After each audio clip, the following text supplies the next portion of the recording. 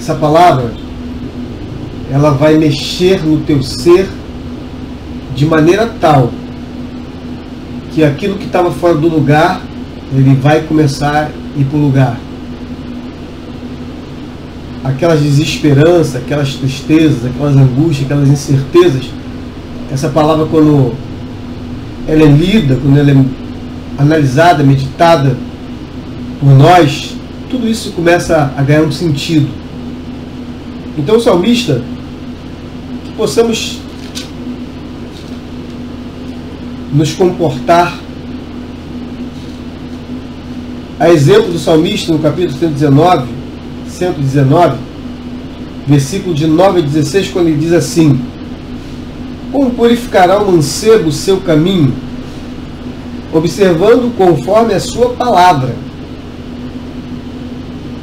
De todo o meu coração te busquei, não me deixes desviar dos teus mandamentos. Escondi a tua palavra no meu coração, para eu não pecar contra ti. Bendito és tu, ó Senhor, ensina-me os teus estatutos. Com os meus lábios declarei todos os juízos da tua boca. Folgo mais com o caminho dos teus testemunhos do que todas as riquezas. Em teus preceitos meditarei e olharei para os teus caminhos. Recrear-me-ei nos teus estatutos, não me esquecerei da tua palavra. Então é isso que nós estamos fazendo aqui, não esquecer da palavra do Senhor. Vamos nos recrear nessa palavra. Nós podemos acessar a palavra de Deus de duas formas: através da palavra escrita e dessa palavra escrita nós temos duas coisas a observar. Nós podemos acessar a palavra de Deus, as Sagradas Escrituras, de duas formas: pela palavra escrita e pela palavra viva, que é Jesus. Pela palavra escrita, nós temos que observar duas coisas importantes: acessar a palavra escrita pela revelação e pelo conhecimento secular, pelo conhecimento que acompanha esse mundo.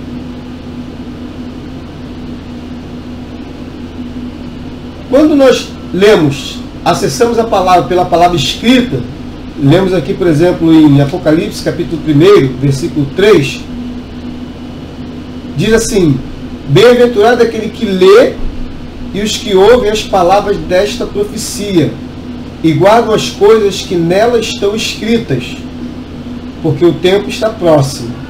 E guardam as coisas que nela está escrito. Então, a palavra escrita.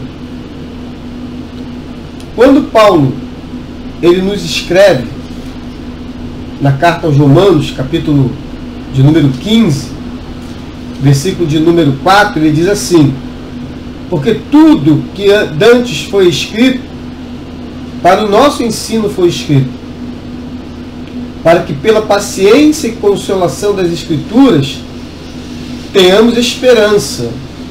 Porque tudo dantes que foi escrito, ou seja, vamos acessar o conhecimento de Deus, a palavra escrita. E precisamos observar que a palavra escrita ela é acompanhada da revelação e do conhecimento secular. Por definição, o conhecimento, a revelação por si só, ela se basta. Ela não precisa de ser ajudada. O homem não precisa ajudar a Deus,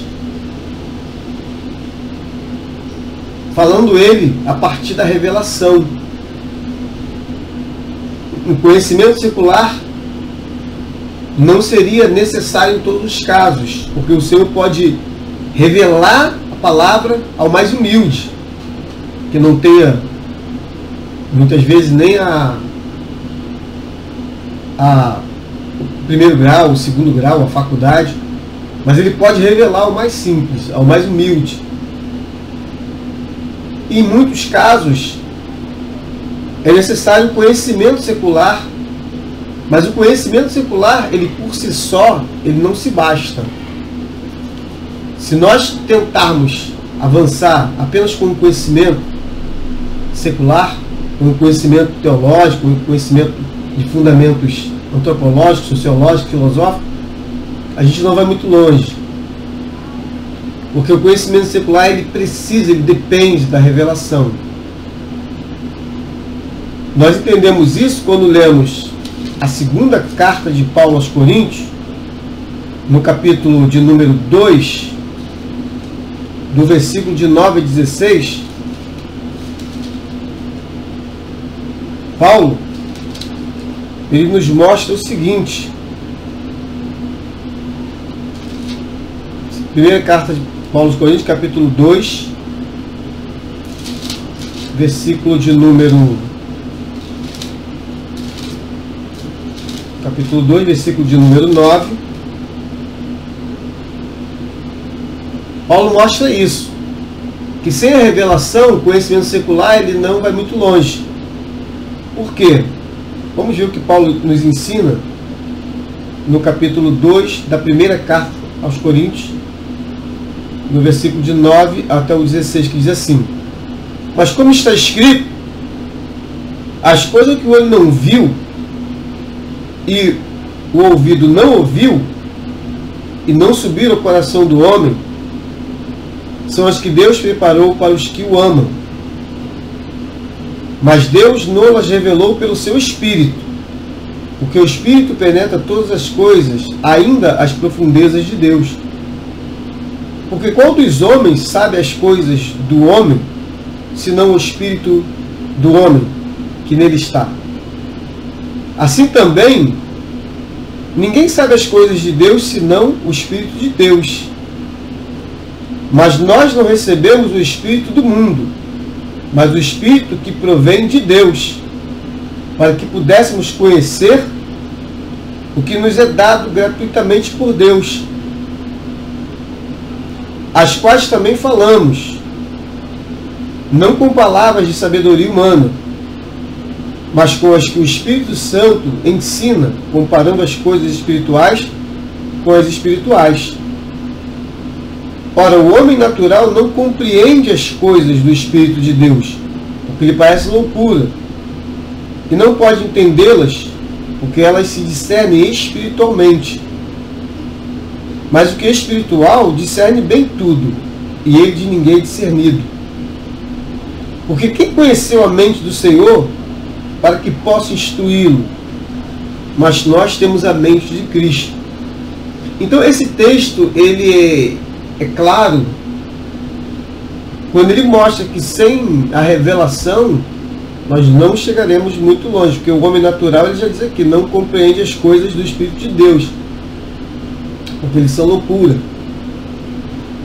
Então a palavra escrita, ela necessita da revelação e do conhecimento. A revelação por si, ela se basta.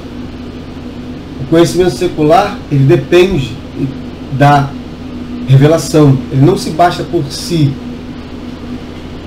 E a palavra viva, que é Jesus. Nós acessamos o conhecimento de Deus pela palavra escrita e pela palavra viva, que é Jesus.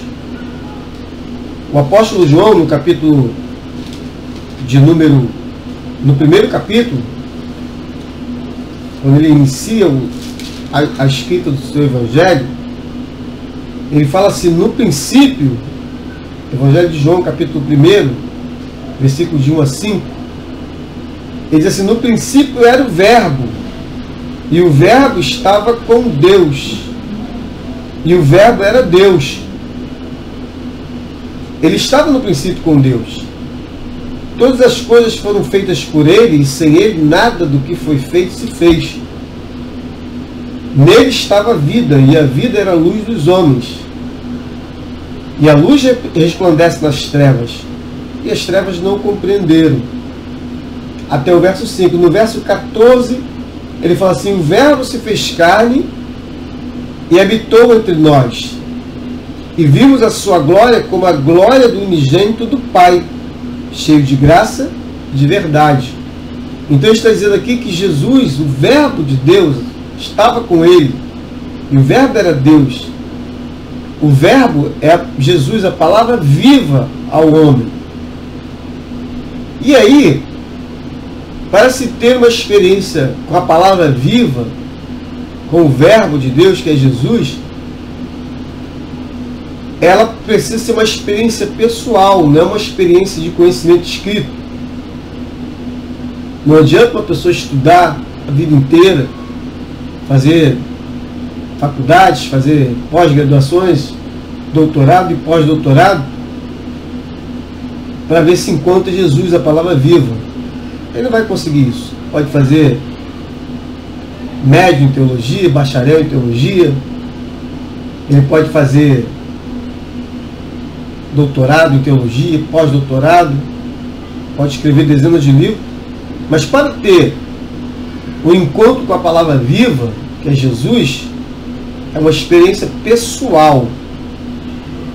Exemplo disso é o encontro na cruz. Quando você é o encontro de um malfeitor com a palavra viva, que é Jesus. Ele encontrou-se com essa palavra viva na cruz. Quando abrimos no Evangelho de Lucas, no capítulo de número 23,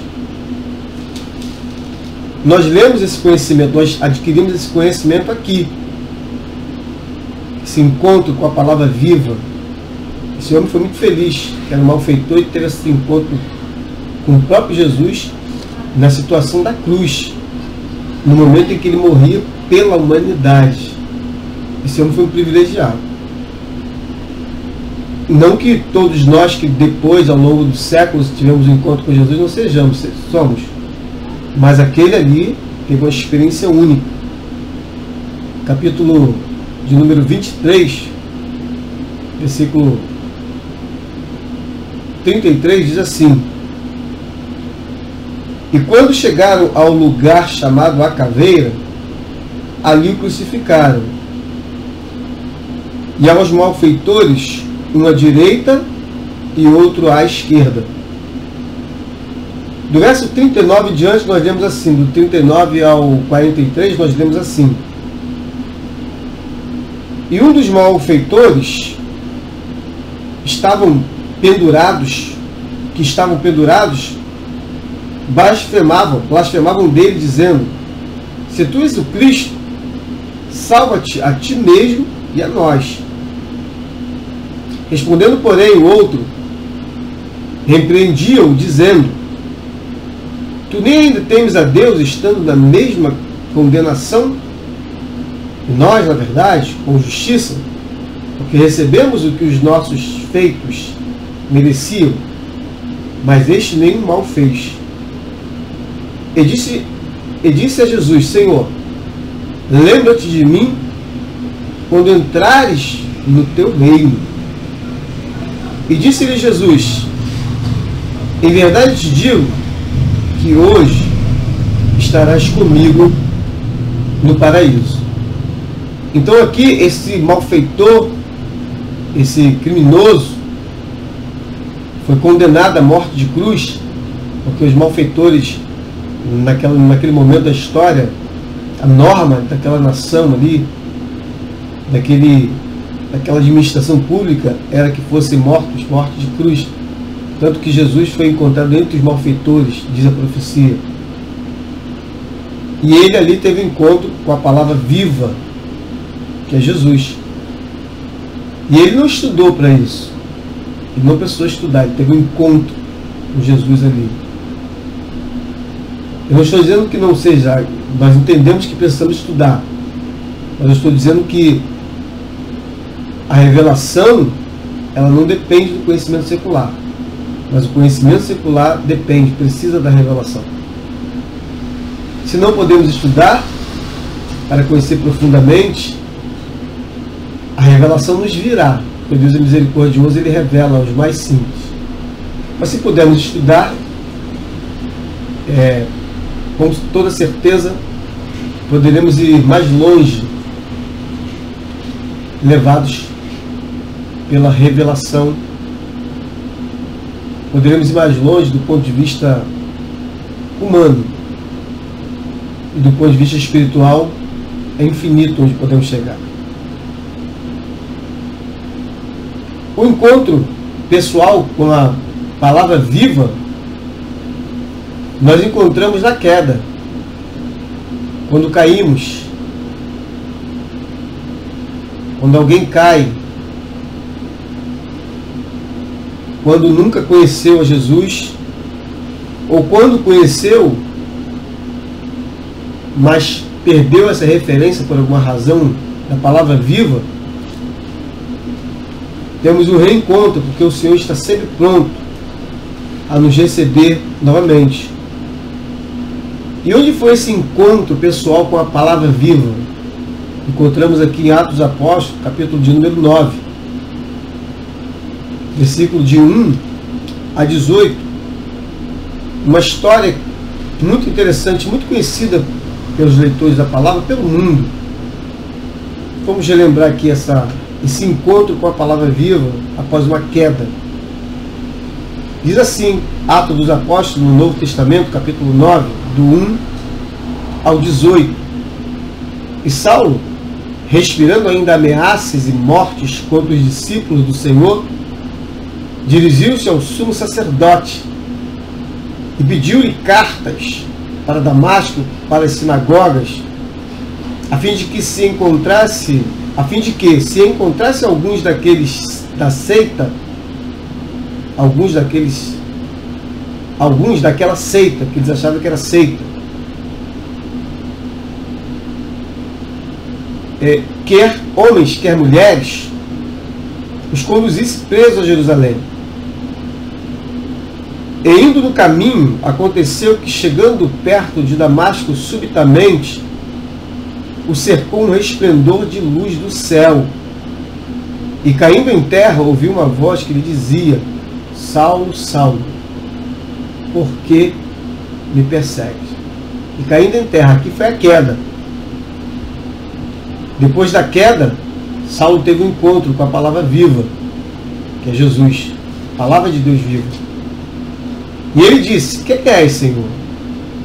E disse o Senhor: eu sou Jesus a quem tu persegues. Duro é para ti recalcitrar contra os aguilhões. E ele, tremendo e atônito, disse: Senhor, que queres que faça? E disse-lhe o Senhor: levanta-te e entra na cidade, e lá te será dito o que te convém fazer. E os varões que iam com ele pararam, espantados, ouvindo a voz, mas não vendo ninguém. E Saulo levantou-se da terra e, abrindo os olhos, não via a ninguém. E, guiando-o pela mão, o conduzira a Damasco. E esteve 3 dias sem ver, e não comeu nem bebeu. E havia em Damasco um certo discípulo chamado Ananias. E disse-lhe o Senhor em visão: Ananias? E ele respondeu: eis-me aqui, Senhor. E disse-lhe o Senhor: levanta-te e vai à rua chamada direita e pergunta em casa de Judas por um homem de Tarso chamado Saulo, pois eis que ele está orando. E numa visão ele viu que entrava um homem chamado Ananias e punha sobre ele a mão, para que tornasse a ver. E respondeu Ananias: Senhor, há muitos ouvi acerca deste homem, quantos males tem feito aos teus santos em Jerusalém. E aqui tem poder dos principais dos sacerdotes para prender a todos os que invocam o teu nome. Disse-lhe, porém, o Senhor: vai, porque este é para mim um vaso escolhido para levar o meu nome diante dos gentios e dos reis e dos filhos de Israel. E eu lhe mostrarei quanto deve padecer pelo meu nome. E Ananias foi e entrou na casa, e impondo-lhe as mãos, disse: irmão Saulo, o Senhor Jesus, que te apareceu no caminho por onde vinhas, me enviou, para que tornes a ver e sejas cheio do Espírito Santo. E logo lhe caíram dos olhos como que umas escamas, e recuperou a vista, e levantando-se, foi batizado. Então, depois da queda, houve um encontro. Outro homem muito felizardo, que teve um encontro com Jesus tão maravilhoso. Um encontro com a palavra de Deus viva. Depois da queda. Interessante que esse homem ele não cria, e ao contrário disso, ele prendia, ele açoitava, ele matava aqueles que falavam em nome de Jesus.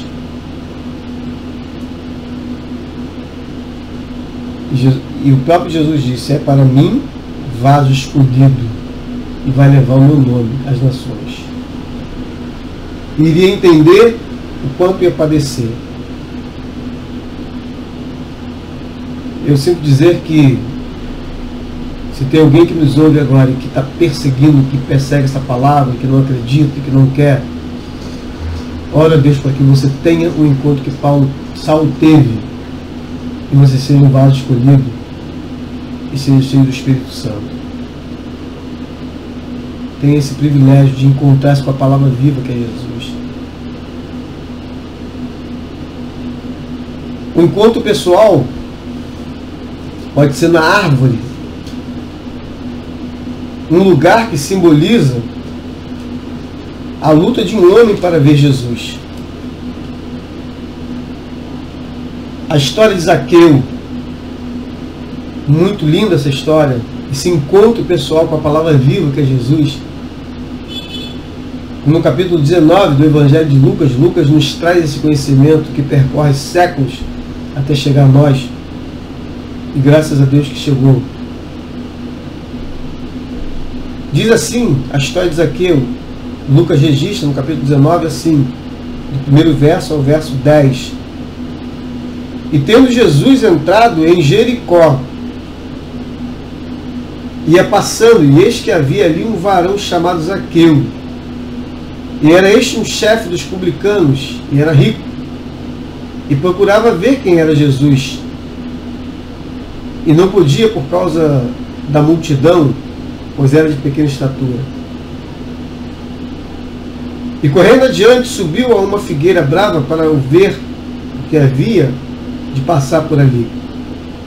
E quando Jesus chegou àquele lugar, olhando para cima, viu e disse-lhe: Zaqueu, desce depressa, porque hoje me convém pousar em tua casa. A palavra viva.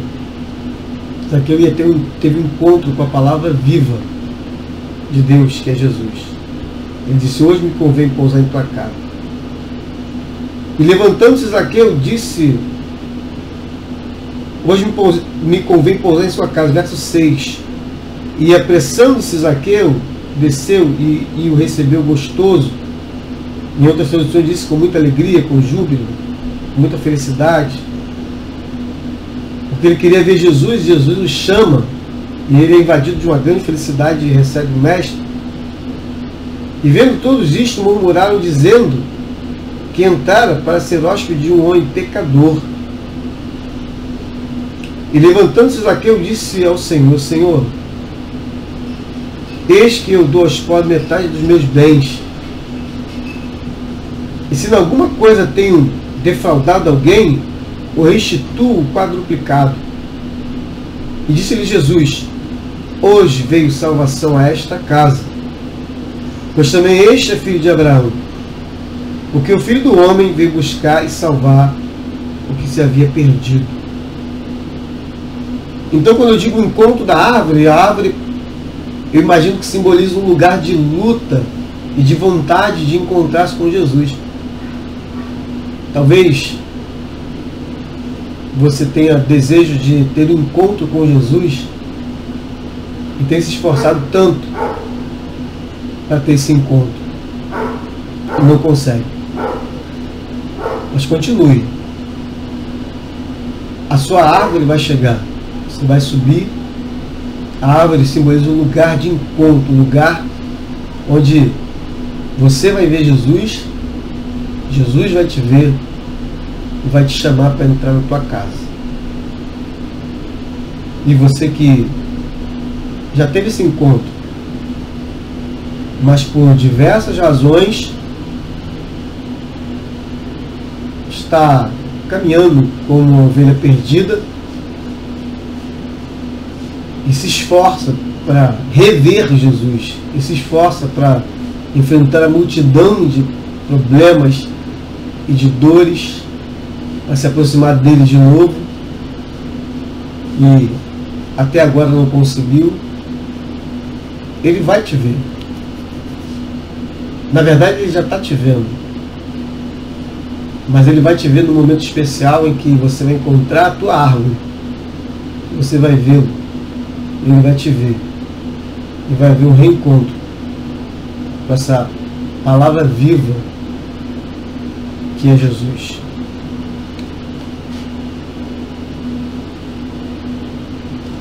Continuando esse acesso à palavra de Deus,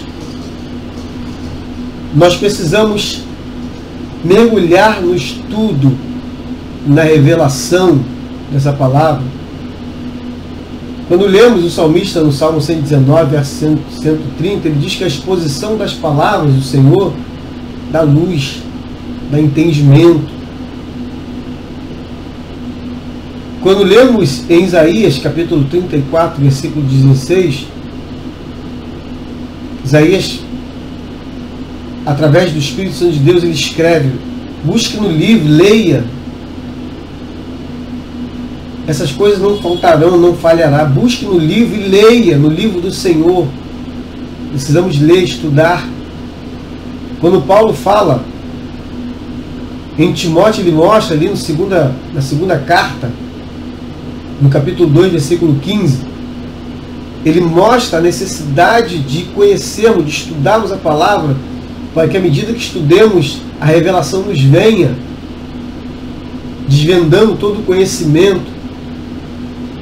Quando ele fala, maneja bem a palavra da verdade, apresente-se como obreiro, capítulo 2, verso 15 da segunda carta a Timóteo, apresente-se como obreiro que maneja bem, que não tem do que se vergonhar, que maneja bem a palavra da verdade. Para manejar bem a palavra da verdade, é necessário estudar a palavra da verdade, é necessário buscar a revelação da palavra da verdade. E por que devemos?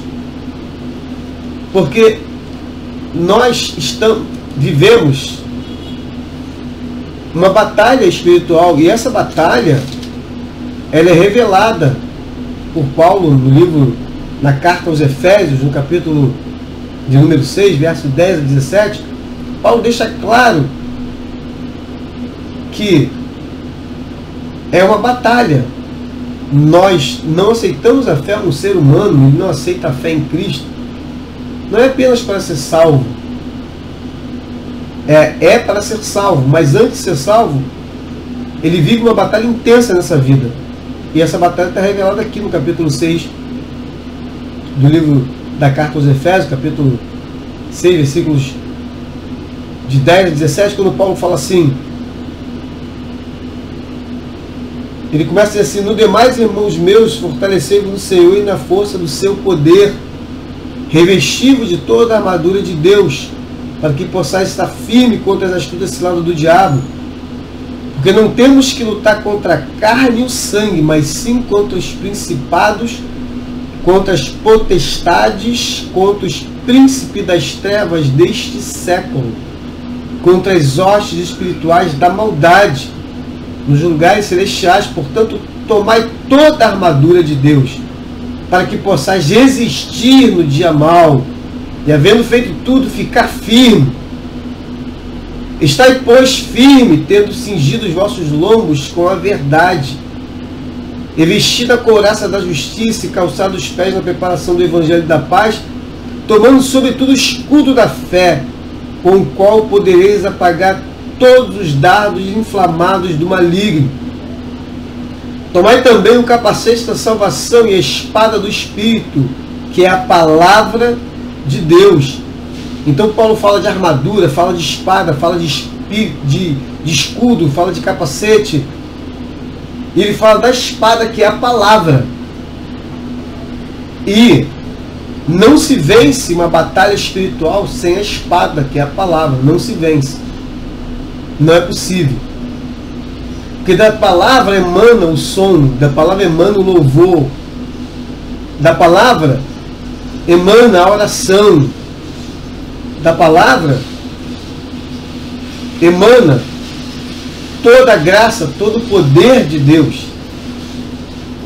Então é preciso ter a espada, que é a palavra. Não se vence a batalha desse mundo espiritual, não se vence sem a palavra. A palavra é a espada, está escrito aqui. Não se vence. Por isso, palavra e som. Por isso estamos aqui meditando essa palavra.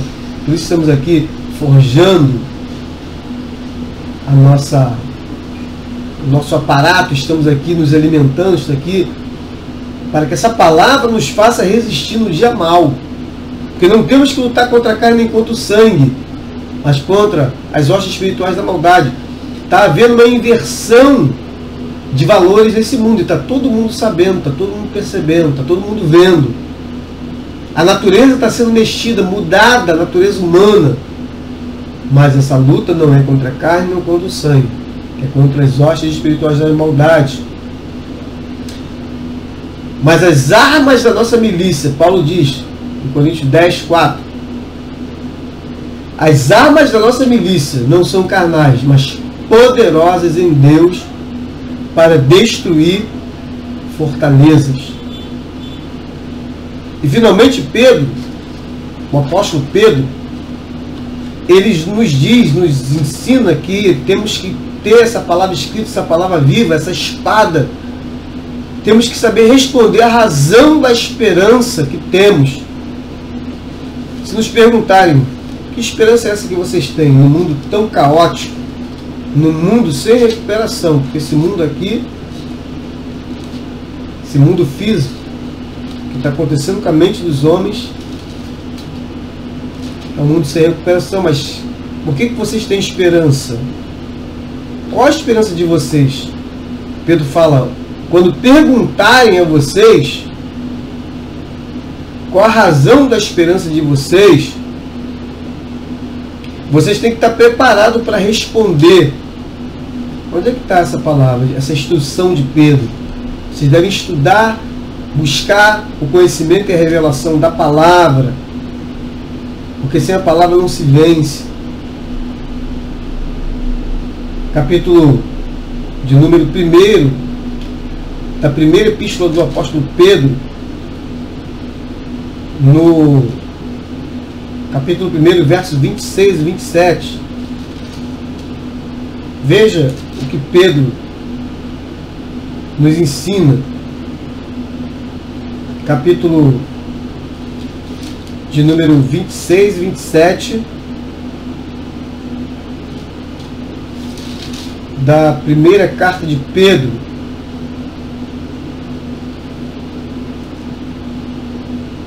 Melhor dizendo, 1 Pedro capítulo 3, versículo 15. Nós vamos ler o capítulo de Colossenses, quando Paulo completa a palavra de Pedro, que nós devemos saber responder à razão da nossa fé.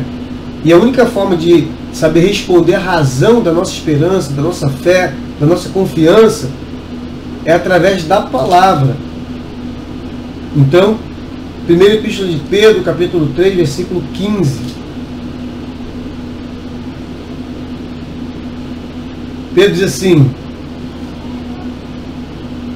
3, versículo 15.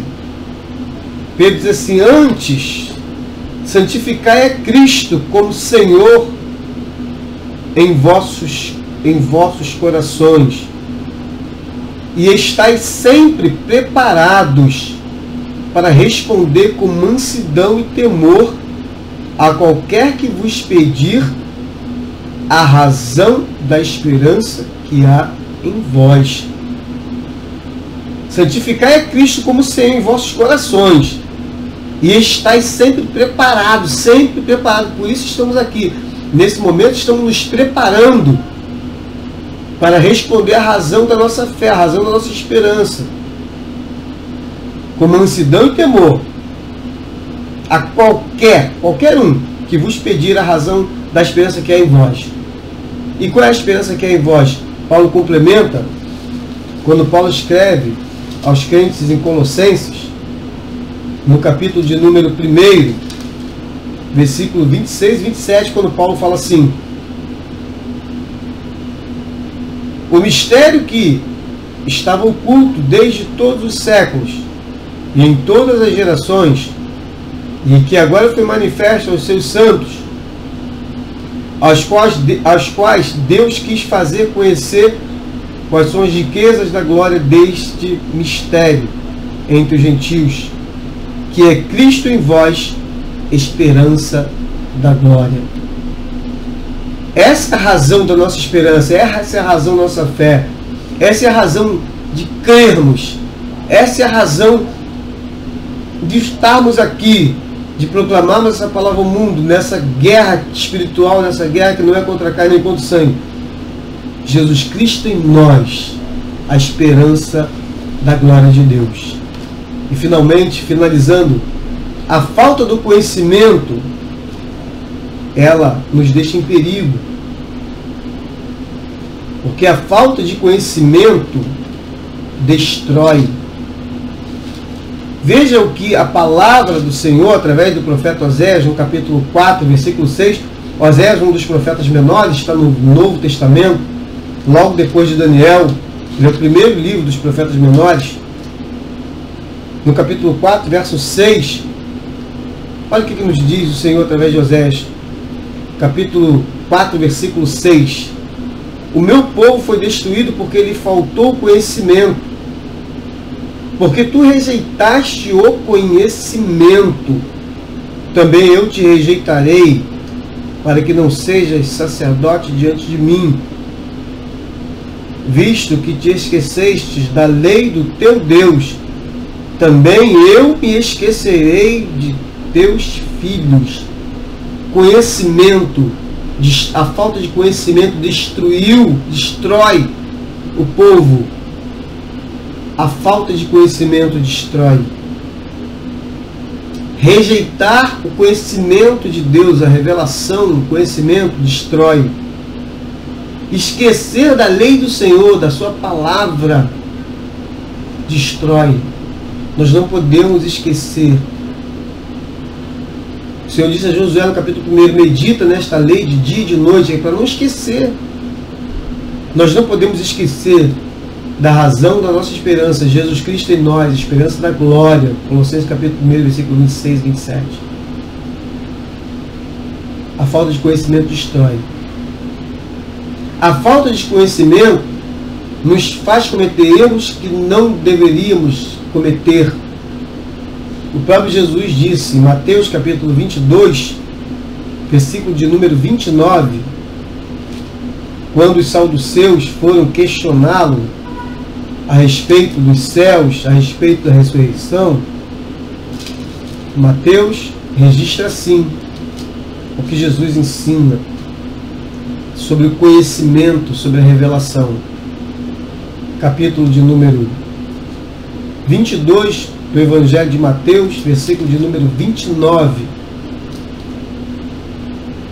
Jesus fala assim: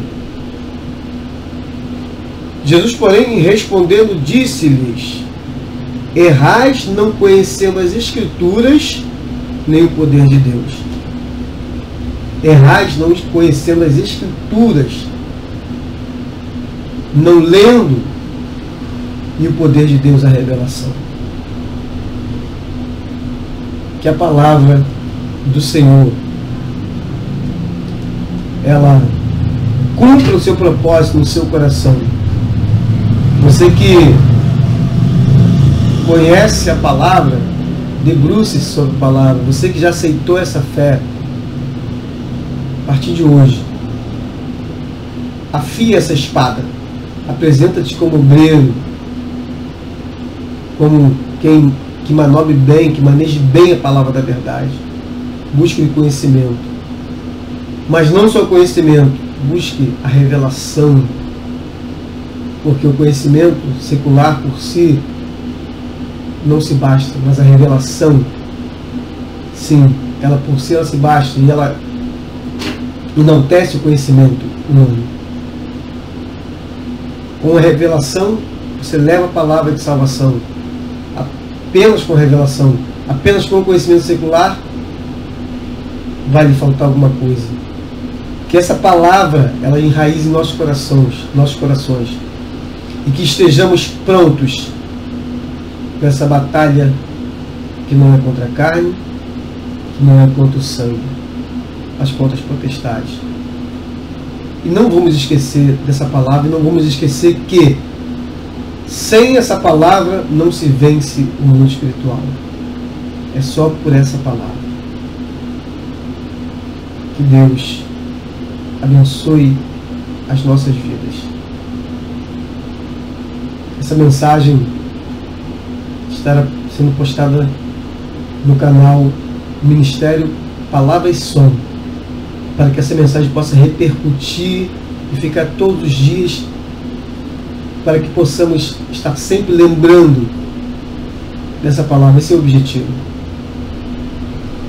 Não me deixe sozinho humanamente falando nesse canal. Vai lá, se inscreva. Ajude-me a evangelizar, ajude-me a pregar essa palavra, a povoar mais e mais as redes, a rede mundial de computadores, a internet. Que essa palavra chegue aos confins, porque Jesus disse: vocês pregarão essa palavra até os confins da terra. E para que essa palavra continue chegando aos confins. Vamos juntos nessa jornada com a palavra do Senhor, o nosso Deus. Que Deus abençoe nossas vidas, em nome de Jesus.